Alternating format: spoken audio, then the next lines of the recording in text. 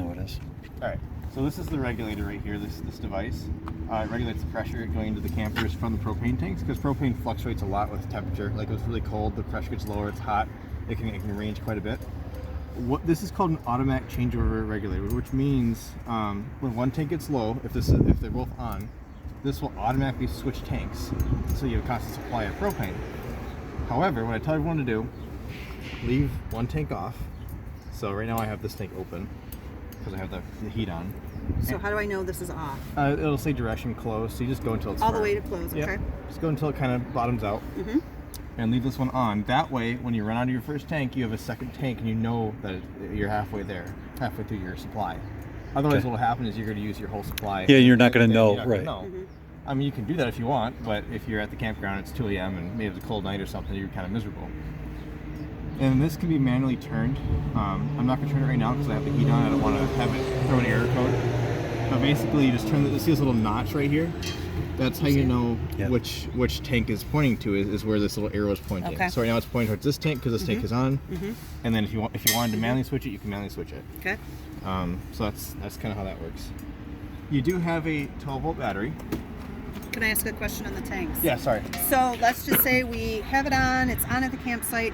We leave for a month. Should we shut the tanks, both tanks off? Yes. And what if you're gone for a couple days? Always have it off when you are gone? I generally recommend that. Okay. You're, not for a couple days, probably not. But if it's like a week or more, I'd say yeah. Okay. Yeah. Unless you want the heat on for some reason. It would never stay on if we were gone. Yeah, it sounds like you're just going to be seasonal, not like year-round or anything. Correct. So if you can turn them off, go for it. You're not going to hurt anything. It's just a safety precaution where if there were to be a leak, it would save drain it from running out, you know.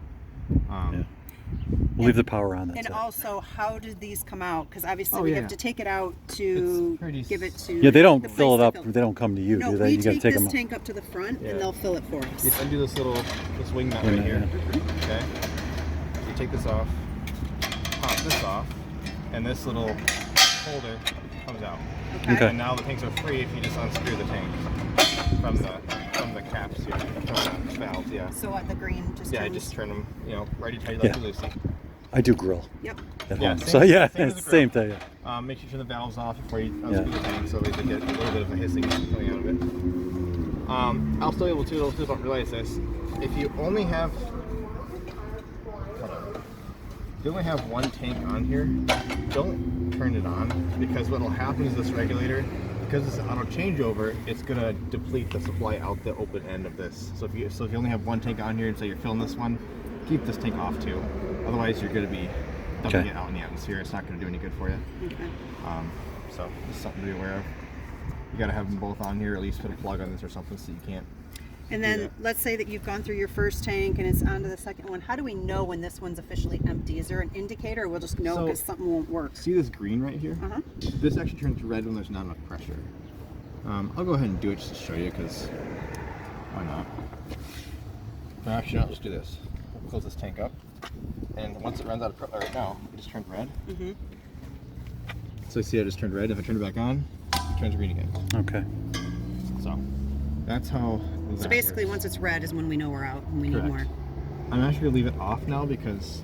But only one on at any one time. I recommend that. You don't have to. You can turn both on if you want. Yeah. But you might as well have the one on and you have but it. that way you know where you're at with how much propane you have. Because if you leave them both on, this will change over. But there's no indicator like inside to say, oh, you're getting low. No. Yeah. However, there might be they might have given you one in the kit that comes with this. I'll have to look. This is a Puma, right? Yeah. Some Pumas come with a little sensor, and there's a display you'll get in the kit. You can look. Otherwise, you can also buy gauges. A real popular one just screws in between the valve and the regulator, and it just has a little gauge telling you how much you have. Again, the issue with that is propane is such a fluctuation. Like, it can range like 100 degrees or 100 psi in a day.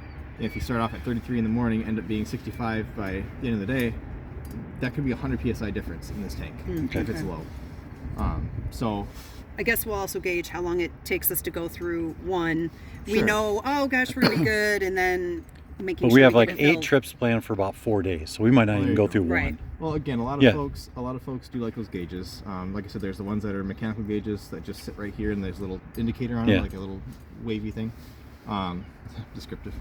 And then there's also the kind that stick on the bottom, and there's a gauge inside. It like Bluetooth connects, then you can like hit it, and it'll tell you where it's at, just like your water tanks. Okay. All right. So bottom line, keep it off in general when That's we're what I not using recommend, Oregon. Otherwise, just turn the one on. We'll see it. Yep. Once it turns to red, we know we need to. So I guess periodically switch we it. just kind of look. Yeah. Yeah. Yep. Pretty much We sums it should up. be good for most of the summer, though. And I always- thinking one. I know you guys aren't going to go down the road with this camp very much, but I still point this out. See how this opens one direction? Yeah. I like to put these like this, so that if it goes down the highway, Mm-hmm. it's going to be Flat. closing it and not trying to open. Okay. That's my theory anyway. Go ahead and turn this one for now. And then this just buttons down like this. And it screws down. But I'll leave it open for now because we're coming back out here and close this Okay. later. Okay. When we're done. All right. Why don't you stop that one? We'll